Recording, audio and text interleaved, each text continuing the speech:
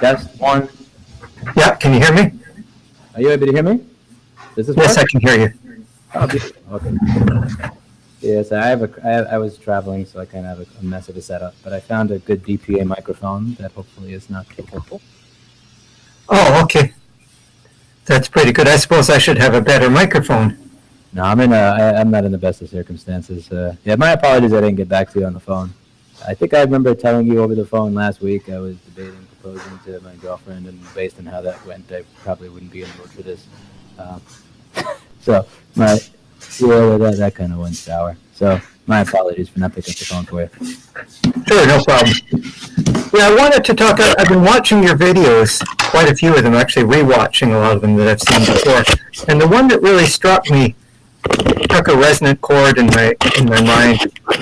The video that I thought was really relevant was the one where you made the analogy of Sony breaking into your house and stealing Blu-ray DVDs. And in that kind of case, there's something kind of visceral about that analogy. Like I wanted to extend that a little bit, because the problem I'm having today, like I was trying to set up this video call and record it, but when I plugged in the HDMI, it sounded like crap coming through the HDMI. The audio was just really bad, sounded really digital. So what I had to do is plug into the headphone jack, 1/8" cable, and plug it into the mic jack of my video mixing console. But then it sounded all distorted because it was too loud, so I cut the wire and stripped it back and put in a 10,000 ohm resistor in series with it, and it sort of worked pretty good. Not too bad. But with HDMI, we're locked out of our own content. A lot of people aren't putting headphone jacks anymore on things. So I was able to circumvent the HDMI protection of content that I own and I generated, but somehow somebody else has locked me out of my own content that I created myself. And the analogy I'd like to kind of use there is as if somebody broke into my building and stole my family photo album from all the old pictures of my great-grandfather and everything, something I didn't offer for sale. It's like Sony or whoever it is that's purveying HDMI broke into my building and stole my own things that weren't even for sale, the priceless family heirlooms. So that's taking theft to a higher level. I thought it's one thing that I buy a DVD, listen to it for a little while, and then Sony breaks in and steals it from my house. But it's another when I take all the content that I've created myself, all my precious memories and everything, and those get stolen by this kind of technology. So I'm so frustrated living in this world, and your videos really resonate strongly with me on YouTube. And the more and more I think about it, I almost want to move to an Amish community and get away from all this technology.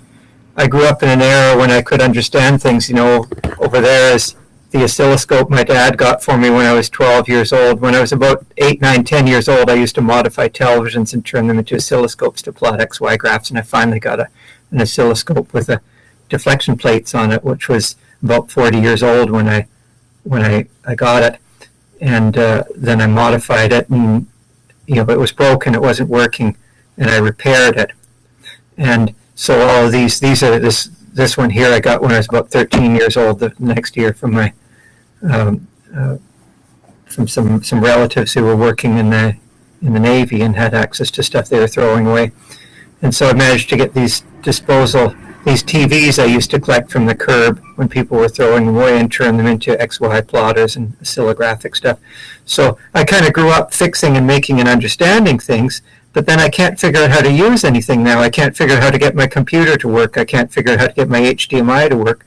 When I was growing up, everybody came to me as the fix-it guy. I had my own TV repair business at around age 8, 9, 10 years old, and I used to fix TVs for everyone in the neighborhood. And then when I got a little bit older, I always had a job at the university fixing everybody's computers, because in the 1970s, I was the only person that I knew of who had his own computer. And there was one other person in my city of Hamilton who I knew also had a computer, which she bought in the US because you couldn't buy computers in Canada then. And so I was maybe one of the few that had his own computer, so I understood all this stuff. I fixed computers for everybody. But now I can't get anything to work. And it just seems that the people who have no background in technology actually have better luck getting things to work. And it almost feels like a familiarity with technology is a disability.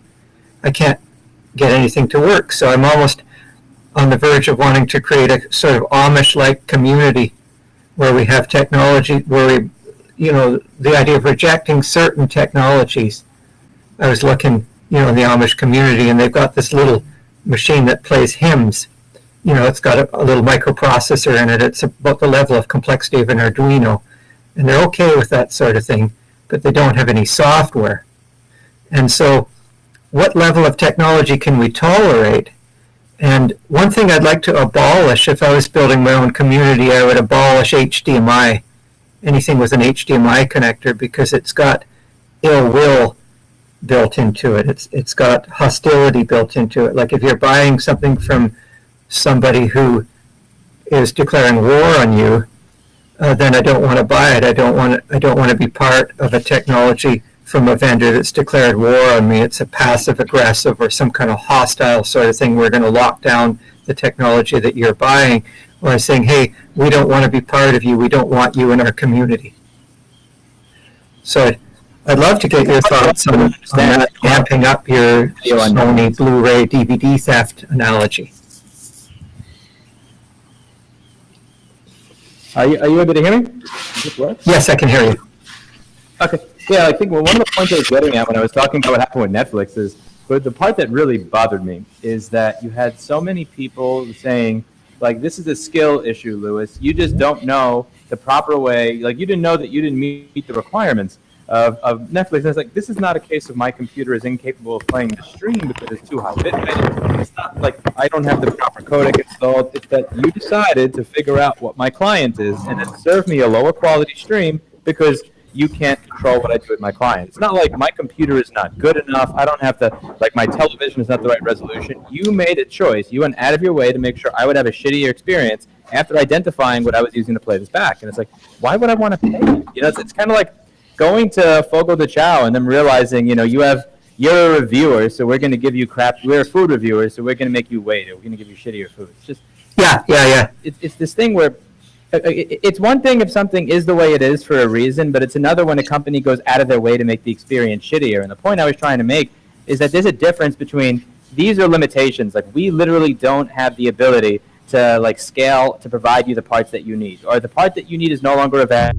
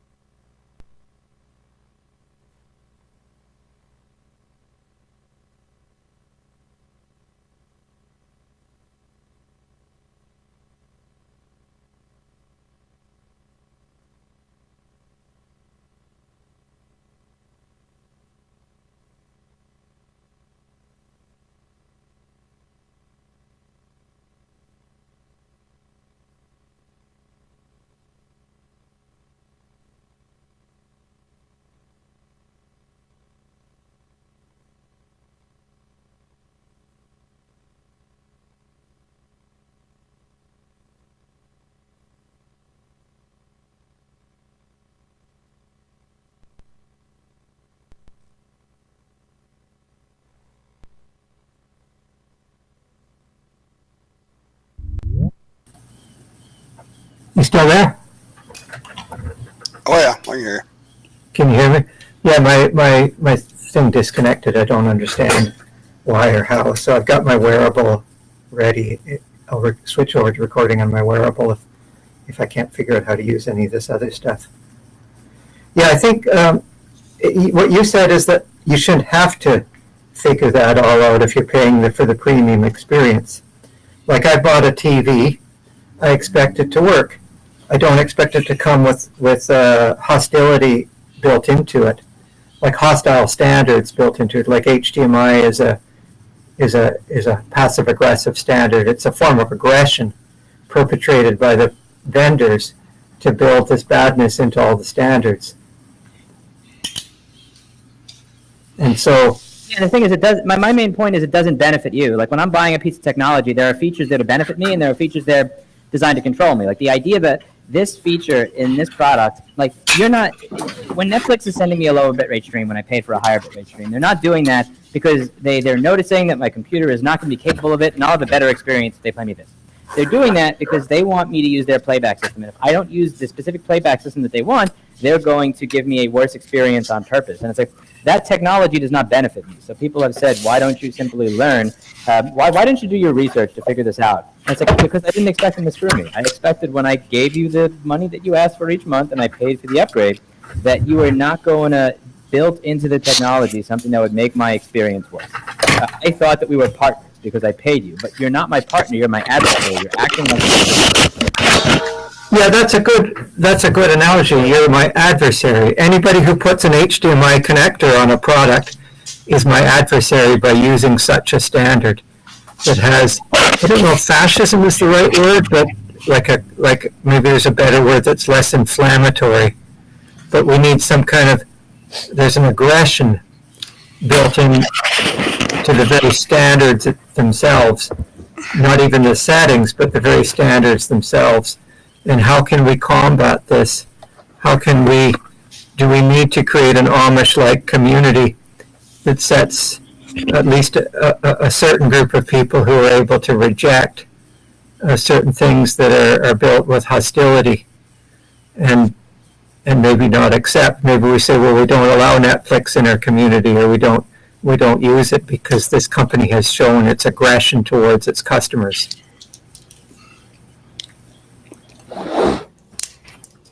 Yeah, I mean, I would say I don't think we want to end up as the Amish.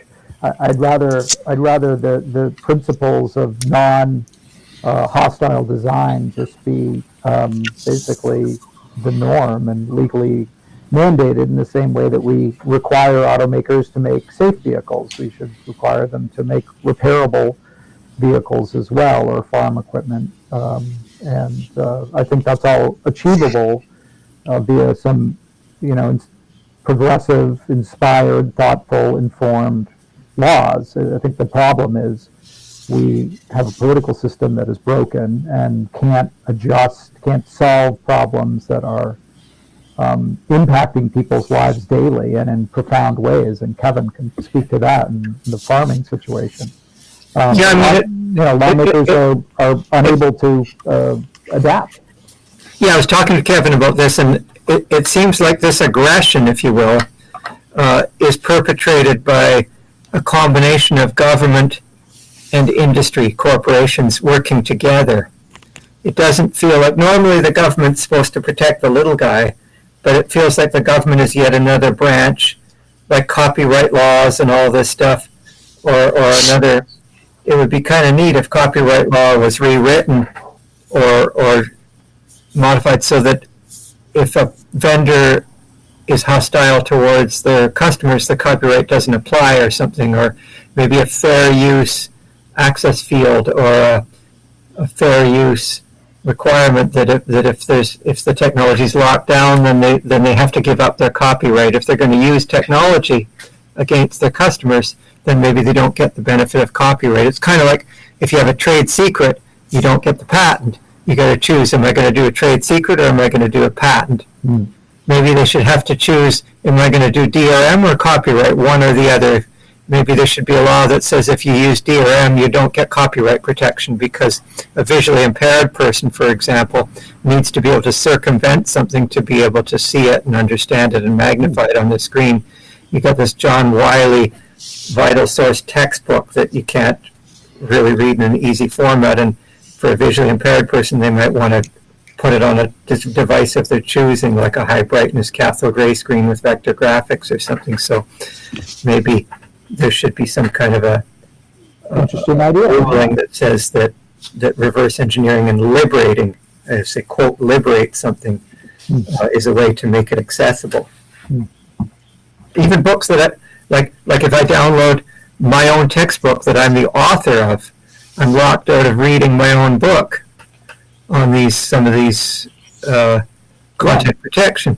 Yeah. So should I be able to circumvent the copyright protection that's locking down my own book that I'm the author of, and I'd like to read it? Yeah, we've seen Go back and refer publishers pull these out of public libraries as well, and say, for electronic books, you don't have a right to lend them in public libraries. I mean, that's happened recently as well, which is devastating for the public and kind of a betrayal of this.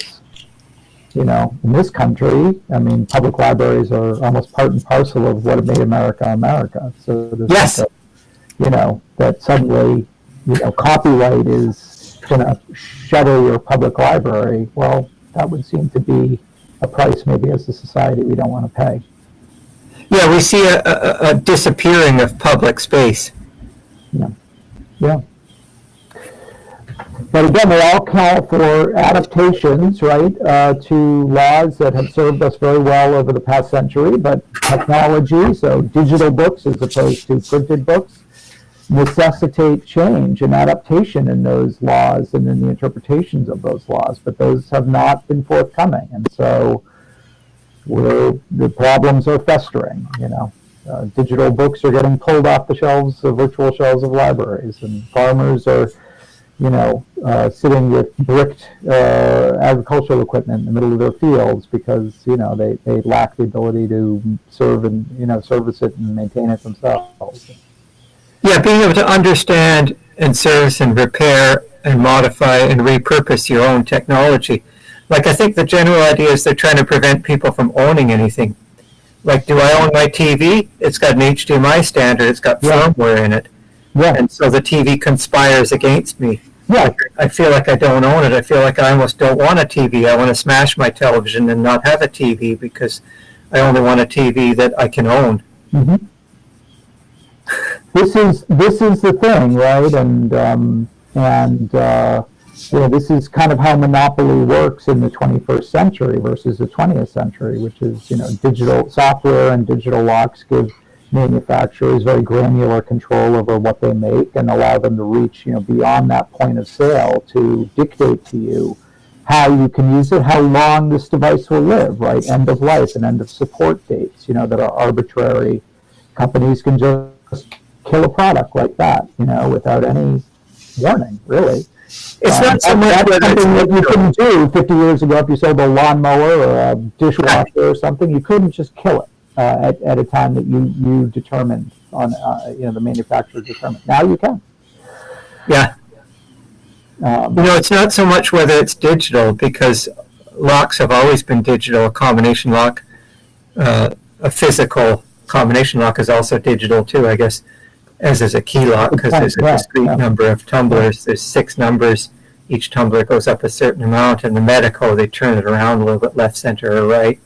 So there's 10 to the 6 different key combinations which are digital. So it's not whether it's digital or analog or discrete or quantized or integer or float. It's more like whether it embodies or embraces this kind of hostility or aggression by the manufacturer against the customer. And what it feels like is governments conspire with the manufacturers, and we get this nexus of governments and corporations, which we call like a corporation or a government. A corporation is a government corporation, and a government is a corporate government. And a lot of times the lines are so blurred you can't tell the difference between governments and corporations, because they've all kind of it's a sea of confusion that conspires against the individual, trying to figure out who is at play here. It's copyright laws, DRM, all this stuff comes in against the individual. And I'm trying to figure out, how do we give the individual end user some choice and use and gravitas? Well, if I jump in here real quick, I want to thank everybody for being on here. I did notice that LouisRossman is at 1,990,000 subscribers, so we need to give him a few more subscribers to hit the 2 million. Yes. So Well, let's get the word out at Mersivity That's right. 2023, we'll get our audience members to subscribe. I think this will be I think a lot of people should watch. I'd like everybody to at least watch that. Louis, I'd like everybody to see that video where you talk about the Blu-ray analogy of Sony breaking into your home and stealing a Blu-ray DVD. Piracy is justified, or whatever it is. I think that's a really important message. Louis showed up 10 years ago, roughly. The thing that bothers me the most about that is not that Sony did it, it's that people have accepted it. Like a lot of people are saying, I can't believe you're saying this, you weren't purchasing. You were not purchasing the movie, you were purchasing the license to view the movie for a set period of time. It's like, dude, that's renting. Like, that's a rental. That's like, again, or like, when I go to a library, like, I assume that when I go to the library that I get to see everything. Like, I'm getting access to everything that you have in that library at that time. And that stuff can change from time to time. Within your library is going to change. But if you have a section in the front of the library, and that section in the front of the library says, like, these are the books that we're selling, like you're purchasing them, I assume you're liquidating books that are in your library and like once I buy that, because you use the word purchase, it's mine. So I don't mind. Like, and it's the fact that the very definition of ownership is just like that. That's the part that's changing. Is what I want more people to recognize. But what bothers me more than anything is that a lot of people are defending it, and the reason.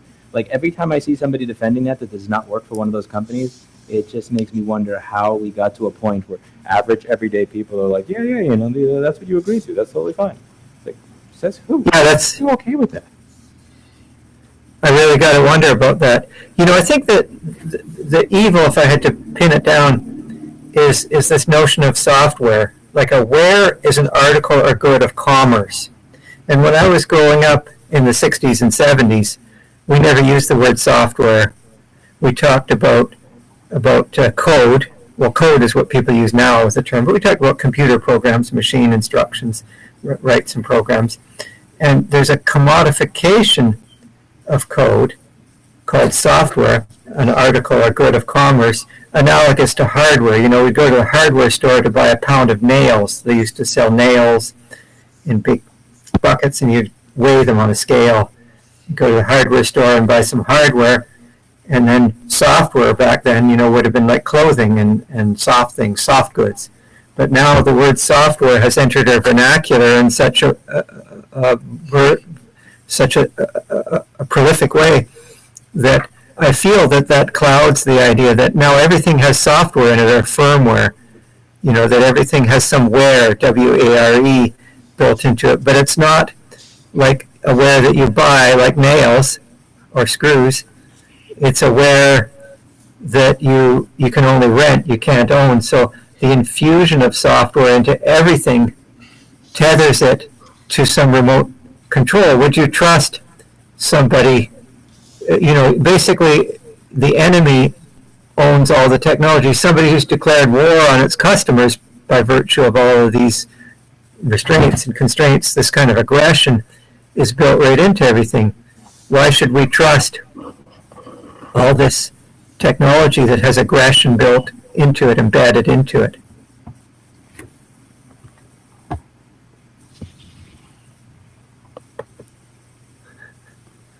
I'll jump in real quick. I just had a few points. I want to thank Paul and Louis for all their work they've done, not only for everything you've talked about, but for the past state and federal legislation they've lobbied directly for.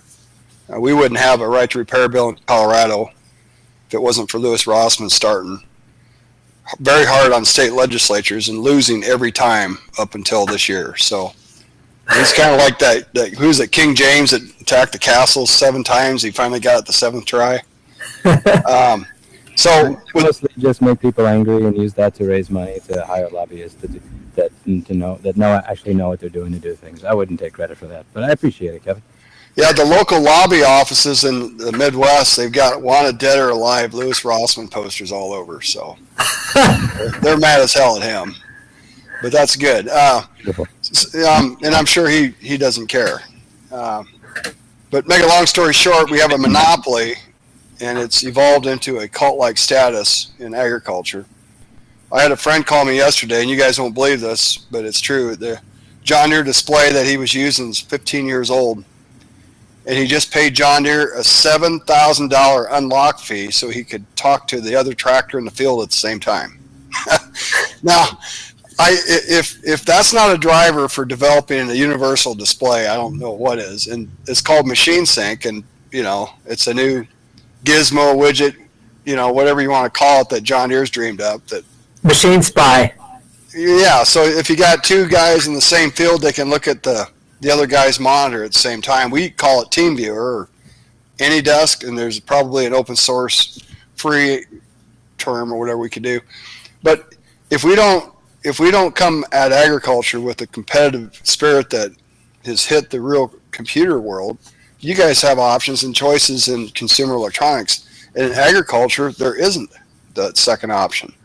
Well, what I'd add to agriculture is that it cuts into food security and that sort of thing. Like if you talk about computers and human-computer interaction, HCI, in terms of a Mersivity framework, that's the human world, the social world, and the technological world.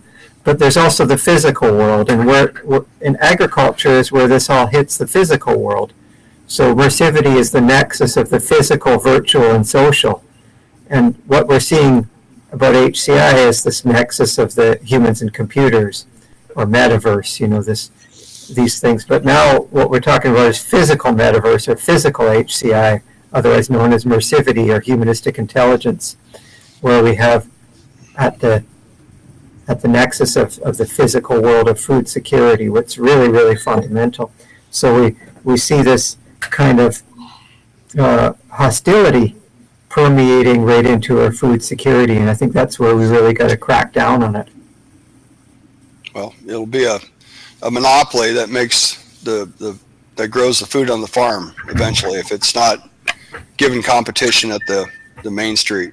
That's what we're up against. We need more competition, and the only way we can do that is by competing on a software firmware scenario and maybe using open source initiatives. I guess that's over my head, but that's kind of the message from out here is, we've got very limited options because the equipment comes out pre-equipped with the firmware that's on it, and we have zero options to do anything with it other than the OEM version. Yeah. Yeah, Louis, I wonder if you have any thoughts on where this meets the physical world. Like as more and more of these computer systems control our food and water supply, how do we come to grips with this hostility that's built into all of these systems? The main problem here is you're not looking to legislate one thing. You're essentially trying to legislate do not be an asshole, and that's almost impossible because in America, the concept of freedom in general that we have here is the right, essentially, to be an asshole. You must make parts available to your customers. Okay, but what does that mean? It means what does that mean? Do you mean make on a $2,000 product? Do you mean make the $1,500 motherboard available? Do you mean it's incredibly, incredibly difficult to legislate do not be an asshole. That is a very, very difficult thing to do. And part of what we're trying to do is, even if we actually do get these laws passed, my challenge here is, if I say, okay, take to repair past in California. Now I show up and it says make the parts available that you make available to your repair shops. I want to be able to buy a screen. And they're going to look at me and say, okay, you get to buy the screen attached to the back. Right, it's attached to hinges, attached to the metal back panel, attached to all the diffuser layers, and that's $550. And it's wait, I want the set. I want the $48 LCD cell. The part that actually breaks. And they can say, well, no, it says make parts available. We made parts available. I'm expecting that to be the next hurdle after we actually get the law passed. So the most difficult thing on the physical end is having to define everything, because at the end of the day, you either have one overarching cultural rule that people follow, which is don't be an asshole, or you have a tyranny of 1,000 teeny tiny regulations to try and figure out how to make it fair to the company and fair to us. Well, the other way to do it, I think, is to lift the laws where it actually is teeth. The other way to do it might be to lift the opposing laws. Like one way would be suppose we said that if you do something untoward like that, you lose copyright protection or whatever, or if you're unreasonable in some way, maybe a court would find that, okay, well, we're not going to crack down on somebody who's making a free version. Suppose I made a free screen to control a tractor, and I made it freely available, open source, free source, made it in such a way that people could copy it and duplicate it, and basically sold it really cheap or gave it away or something. We'd have to have some mechanism where they'd lose their legal protection, the legal monopoly, because a lot of what they do is they use their legal monopoly, so that it's a nexus of government and corporations working against the individual. That's the definition of fascism in some sense, when corporations and governments work in close concert against individual people. What we need is some way of fusing that out so that it blows out, their protection blows out or something like that when they're unreasonable. Maybe copyright is suspended. Yeah, I mean, the main question there is actually, then you come into the challenge of having to define what is somebody being reasonable. So, like in a lot of the rights repair bills, it'll say, if made available at fair and reasonable cost. I'll have customers that literally give me a hug when I say it's only $400 to fix this board, and they get all their data back. And simultaneously, a lot of others that say, wait a sec, you just replaced one component. Why is like $50? $50 is a ripoff. A lot of what we're asking is subjective. Even determining what is fair or reasonable is going to vary wildly from person to person. So I think that the challenge we face here is trying to gain freedom back is essentially, how do you legislate don't be an asshole? And I know I keep repeating that, but it's a very, very difficult thing to do. And like as time goes on in the physical world, one of the reasons that I am admittedly much more pessimistic now than I was before is, let's say I actually do get what I asked for in the way that the bill asked for it. If I were Apple, I would just come, again, I'm going to start speaking for my industry because I can't speak for all the others since I'm not an expert in them. I would just show up and say, oh, you wanted a keyboard. Here's the top case that includes the battery and everything else, and that's $500. Now, that's a reasonable cost for all these things we're giving you, but that's not what I want. Now, so they're technically being fair and reasonable in what they're offering. Now, I could say, I want this specific part, and they could say, oh, well, we don't even make that available to our repair centers. You asked for is what we make available to our repair centers, and we don't make that available, so we're in compliance with the law.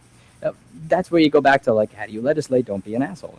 And that's a tough one. Well, what if it was done competitively? What if it was done in such a way that we had to foster competition, that parts, I go back to the old days when I was growing up in the 1960s, the stuff I was fixing was made in the 1930s or 40s or 50s, older things people had around. Like my grandmother had the same radio all her life, the same TV all her life. And these had standard parts in it, the same record player. Parts from the record player could be put in the TV. You could take a vacuum tube out of a 12AX7 out of a General Electric television and put it in a Westinghouse radio.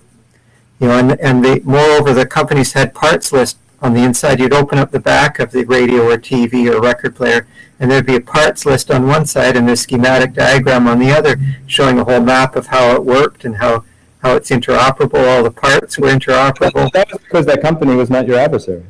That company. Yeah, your company was your friend then. And so I kind of want to live in that kind of community. I almost want to live in a community in which we're all friends. And maybe it takes living in a less technologically advanced community. I'd almost rather live in a less technologically advanced community among friends. I don't blame you. Louis, can you explain the framework computer? Would that be an open device that we could rally around and get support from? Say that again, Kevin? Framework computer, is that the name of it? You had a podcast where you're explaining that's a laptop that you were going to buy in the future? Or did I say that right? Frameworks? Oh, yeah. So, I mean, this computer, the company makes the parts available. They actually make the parts available in a way that is, they're not saying, here's the display assembly for $700. Here's the screen by itself. Here are the individual parts that you would need, and if you're willing to sign an NDA, they'll give you access.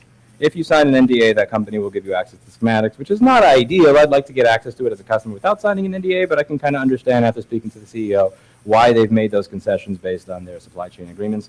they're working with me, even if it's not everything I want. They are my partner. They're trying to be my partner. They're trying to help me get what it is that I'm looking for in the best way possible. And that's what sets them apart from other companies that are either not doing this at all, or they're coming up with these arrangements that don't actually give me any of what I would need to be able to work in the product. They're giving me what they need to give me, so that they can say to a legislator, "Look, we're in compliance. Or look, we're doing enough. Don't hit us with legislation," which is really not, which is, again, just not helpful. It's good that there's some companies that make things that are repairable or specialize in kind of making things that are simple, easy to understand, and that's a good sign when the company's on your side or together. Maybe it takes a kind of a public effort. Like maybe we need. I'm surprised there isn't like a public computer company that's designing a computer that's really in the public domain. Can I bring up one point of contention? I'll try to yield to the other guys after this. But we looked into, what's out here in agriculture, and the non-OEM and a lot of the OEM systems like Case New Holland, they have the Pro 1200 display, and you got Trimble and Ag Leader. And in many of these, we found they are nothing but a simple Android device running a 8-year-old Android version, which is like KitKat 4.0, which is almost an insult, and they're paying $5,000 for it, for one display. Now, you could go to Walmart and buy an Android tablet for $130 and run the version 13. Now, I'm not a programmer, but if there's any way we can use these models and get these companies to abide by the GPL code, because in many instances, we've already wrote letters to them and asked them for their altered code. Now, somebody can help me with the acronym there. But if you use free software, GPL code, the way it was explained to me, they're supposed to give you their modifications to it. And these Android devices, like today, there's 30 billion lines of code that I was told by a very good source that you can have for free right off the shelf to start out with, to write your own apps, to write your own programs. That's the seed that I think that we need to look at down the road to save agricultures. And display and tractor experience, however you want to call it. Because right now it's just dominated by the manufacturer's offerings. So I guess that's my take. Yeah, I think that like Kevin said, I think the disconnect between what is under the covers of this technology and what the manufacturers present, which is these are all kind of, expertly designed, exquisitely constructed, devices, and they'll go into, state houses and Congress, and our top priority is the security of customer data and keeping our customers. And then you peel back the cover on these devices, like Kevin said, it's like, okay, it's got a 7-year-old open source operating system with like 10 different remotely exploitable vulnerabilities. It is, has not been patched and updated. It is poorly constructed. And there's just this yawning gap between the reality of our connected device ecosystem, the world that we all inhabit, where we're reading about massive hacks and leaks of data every week. I got hit in the Move It compromise 3 different ways through 3 different companies, healthcare companies, and what the technology industry and manufacturers present as, this is how our ecosystems work. And I don't know what the fix is for that. We have to disabuse lawmakers of the illusions they have about what is really going on, and we have to, as this country did 100 years ago with things like food safety, and as we did 60 or 70 years ago with environmental, protections, we need to put in place laws and regulations to keep companies from dumping their crappy software on us, and to create software and software-driven products that are sustainable, that are reusable, that are secure, that are pro-social. We have to create rules to make them do the right thing, because they will not do it on their own. Companies will not just do things because it's the right thing to do. They will only do things when it is in their financial interest to do it. And so we have to bend the marketplace so that it is in their financial interest to build secure, repairable, sustainable products, period. But it's going to take a lot of doing, because like you said, we're very different. The conversations that happen within policy circles now, in Europe, I think they're pretty far down the road talking about concepts like circularity. Here in North America, not so much. It's early days, but that's where we're going. And I think the victories that we've seen in states like New York and Minnesota and California and Colorado, Massachusetts and Maine, point to a sea change that's happening at the grassroots. Bipartisan, it's not Republican or Democratic thing.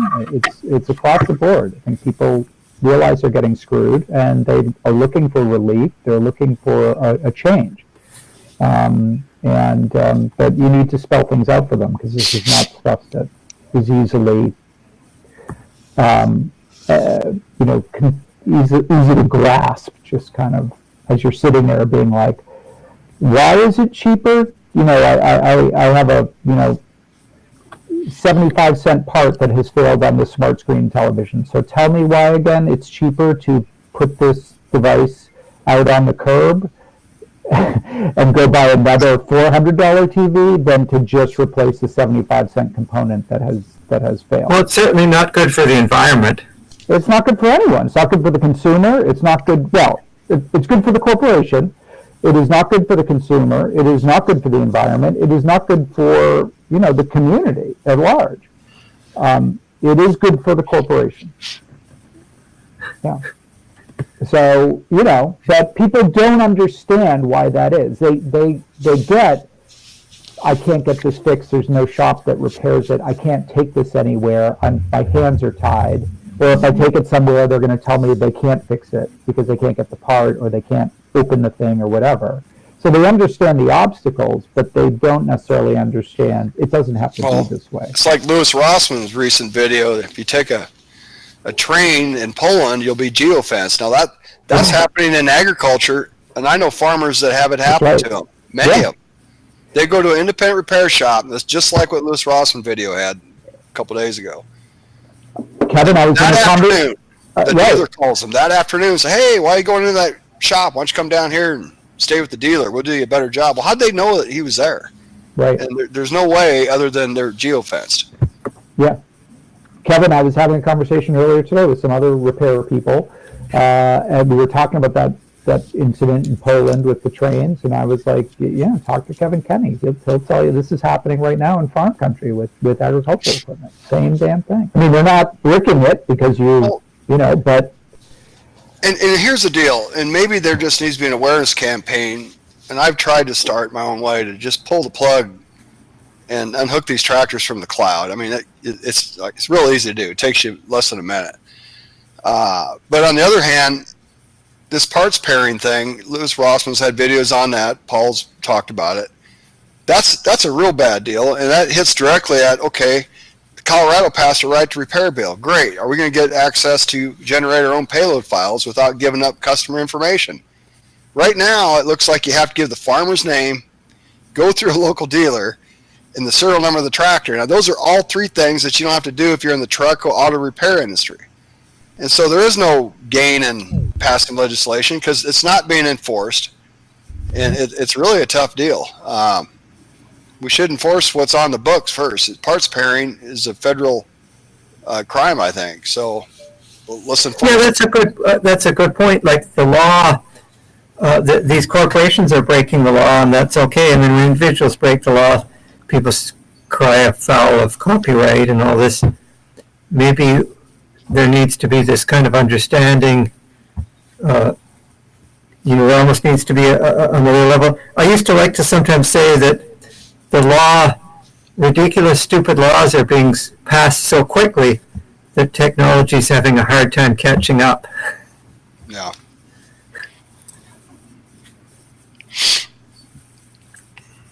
I think it's the other way too. I think that that onerous antisocial technology features are being developed so quickly, and that the law is having trouble keeping up. I think companies have found ways to achieve monopolies in spite of antitrust laws because people have had trouble connecting the dots between what they're doing and the existing concept or idea of antitrust.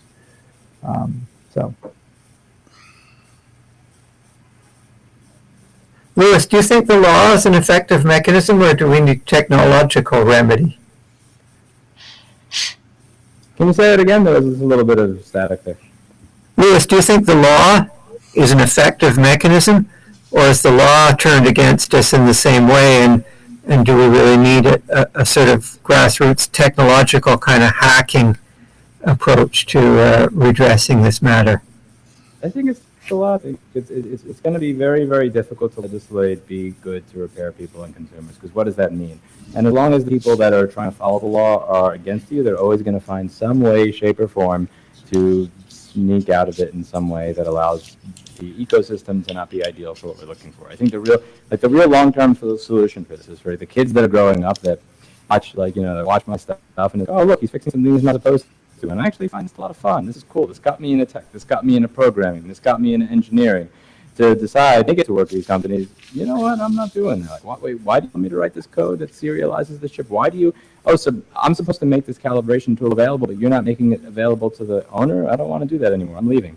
It has to be something that's unacceptable. There are many things that an employer can ask you to do in the modern day environment that we would consider unacceptable. They said, put this sign up on the door that says these people are not allowed to walk in. A lot of people would probably say, screw this. I'm like, that's mine. I'm leaving.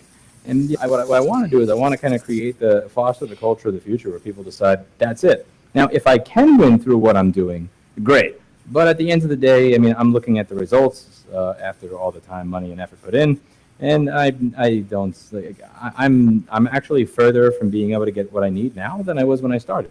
I started doing this in 2008. It's 2023. I have a narrower offering of services now that I can do than I did then. The legal stuff is just not, it's not working. If I could be at this for this long and make this little progress, by the time I actually do make any progress, if I do make any progress, by the time I do, all my peer repair shops are going to be out of business.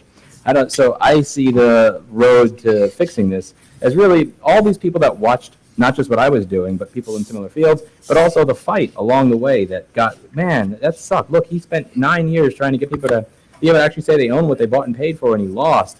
To say when they decide that they go to college, they grow up, they're working in these industries, to say, yeah, I'm not going to be a part of that. That's disgusting. I want to finish what Louis started. So the legal stuff, again, I'm probably not supposed to say that out loud. At this point, I really just don't think it's just not making the progress that is necessary. I think the cultural shift is what's necessary. But that comes from people watching me it comes from people watching me get my ass over and over and over and over and over again. And hearing the arguments against me and watching me fail, for them to get inspired to say, I'm gonna finish what he started.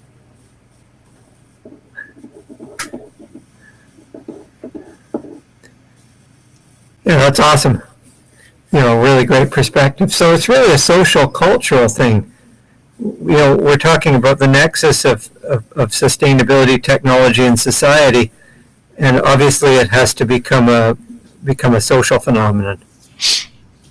Sounds like Louis is on the long game strategy, which hitting the next generation is great. I think he's right. A lot of times you look at the generation before you and you kind of mold yourself into, what did they do different and what do I want to do different with my life? And just by having some basic answers like Louis has with his videos over the years has, I think, brought a lot of attention to right to repair.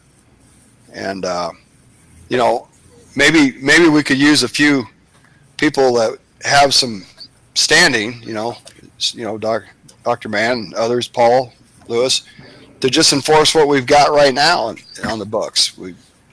This parts pairing, if we had that fixed right now in agriculture, we'd be able to fix our tractors. And nobody wants to talk about this. We've got enough gray market software out here. We just don't have the parts pairing flash files that they came up with, and that is a purely evil and monopolistic scenario. You can't get any worse than that. You have to actually go in and get it's almost like if our military ran that way, we'd lose the first war we got into. There's no way you can function without a monopoly or a dictatorship, and that's what we've evolved into. And in fact, the military is struggling right now with readiness because of restrictions on repairing military equipment. The DoD has given monopolies to military weapons companies, and not surprisingly, there's a big bottleneck. I'm a little more optimistic than Louis, and Louis has obviously been doing this a lot longer than I have. But I would note that we have passed in the last year 3 states have passed pretty comprehensive electronics right to repair laws, including California, which is the 5th largest economy in the world. They have not yet taken effect. New York's, which was the first of them to pass, has not taken effect yet. It takes effect December 28th. It goes into effect. So it is premature to look and say, well, we passed these laws and nothing's changed. It's too soon. Let's talk in a year or 2 years after these laws have taken effect, after attorney generals have had the chance to go out and challenge companies that aren't abiding by the terms of those laws, and force changes in behavior. And then we can assess, where do we need to continue to do to be active, and what problems have we solved. I do think that even a watered-down law like New York's is going to have a profound effect, let alone the more muscular laws that pass in Minnesota and California. It is going to change corporate behavior, just like us passing the Clean Water Act and telling companies, hey, you can't just dump your industrial pollutants into rivers and streams because it's convenient. Stop them from doing that. In our rivers, the Charles River here in Boston got a lot cleaner. So we can do. Yeah, the river is actually quite a bit cleaner. When I was just there recently, and a bunch of us went for a swim in the Charles. Good for you. Yeah, you can sometimes a year. Got to watch out for rainstorms. But if there's been no rain, you can swim in the Charles. But yeah, I mean that. And food safety, right? I mean, we can all buy meats off the counter and other foods off the supermarket shelves and be pretty confident that we're not going to get poisoned with E. coli or something like that. Not that it doesn't happen, but it happens rarely, relatively. That's because of food safety laws. So we can pass laws that change corporate behavior, that hold companies accountable in the ways that we feel they need to be held accountable. But we need to keep pushing, and I do feel like legislation, regulation, rules, policies, and enforcement are part of the solution, not the only solution. Louis is right. You got to change minds, and you got to talk about, changing the way things have been done, and that's going to take a long time. But I do think that there's a lot we can do, and there's a lot we have done already. We haven't really had a chance yet to see how it's all going to, what the impact of what we've accomplished is. So stay tuned.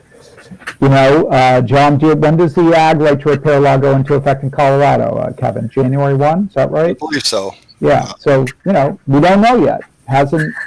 Companies have not had to comply with it yet. And I'll announce right now, I'll try to make Colorado the clearinghouse for all payload files in the continental United States. Absolutely. And why not?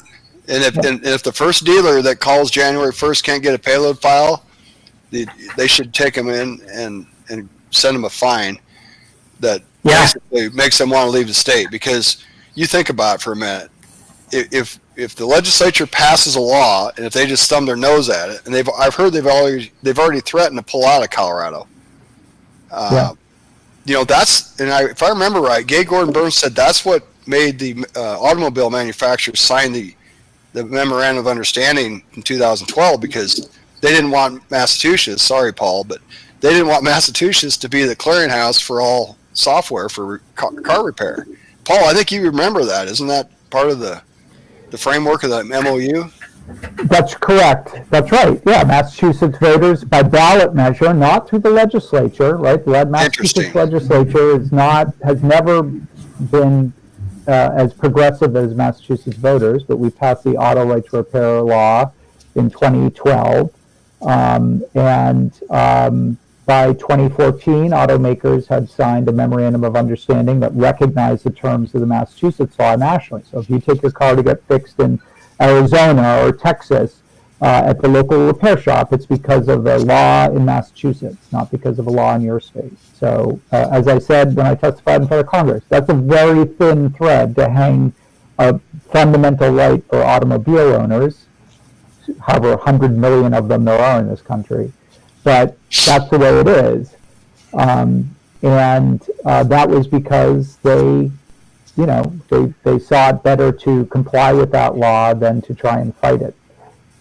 They haven't taken that approach more recently, as Massachusetts and Maine now have passed laws that grant access to repair data and also repair and service data sent via wireless telematics systems.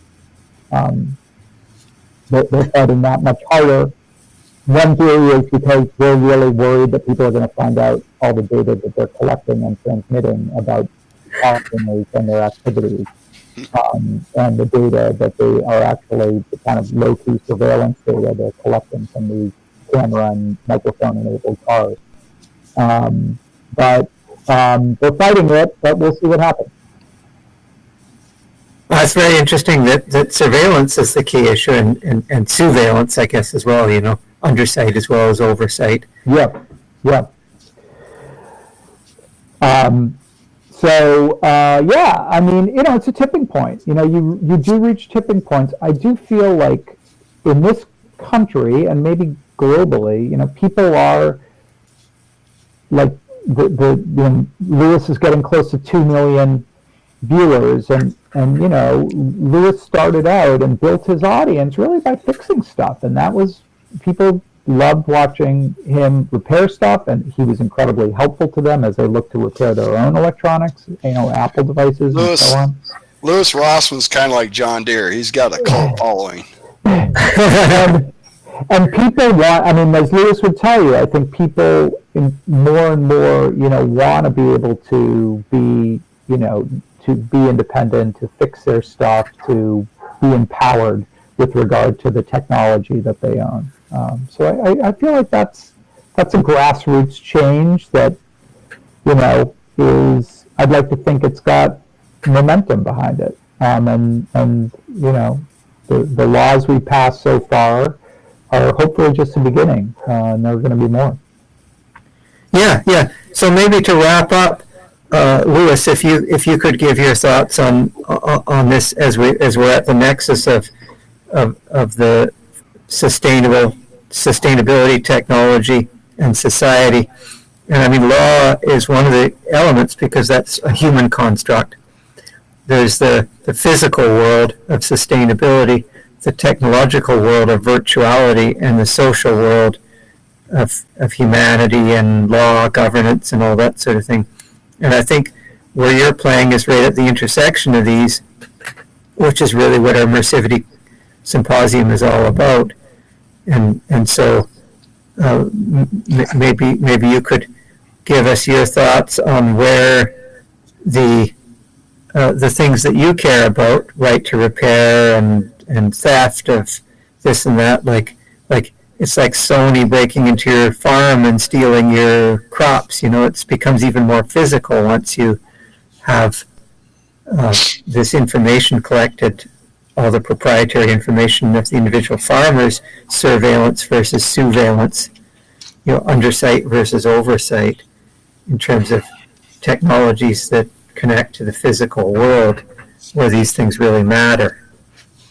Yeah, I'm very I try to be as basic as I can with it. Like, everything that Paul is saying makes sense about laws being the beginning of it. I look at it in terms of, am I closer to being able to tell a customer yes to something I would have said no to today than I was before?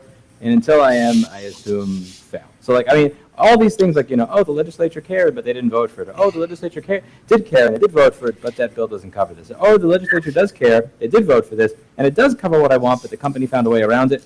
I realize that I should probably have some, more shades of gray and all of it. But at the end of the day, the way I see it is, I'm a pretend lobbyist second.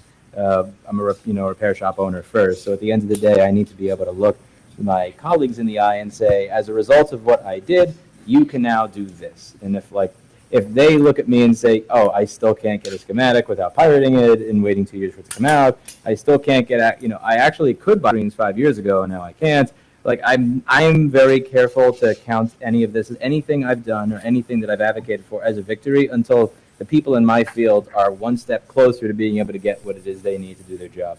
And I hope we get there, but I'm just mildly pessimistic because I look at how I started my business, and I'm looking at it today and realizing that if the 19-year-old me would have tried to start what I did, there's actually no path to it. Like, all the things that I do now are highly, highly specialized, and I can the repairs that were simpler that I was able to do to build up the money in my account so I could buy all the tools I need to be able to do the more specialized stuff is not actually available. So if I started when I was 19 and tried to do the same thing again, that path is gone. So that's kind of the way I judge it. It may be a little bit too utilitarian and pessimistic, but that's, I will consider all this a success when the 19-year-old me is better off, like if he wanted to start again, would be better off rather than worse off trying to do the same thing. And we'll see how that goes.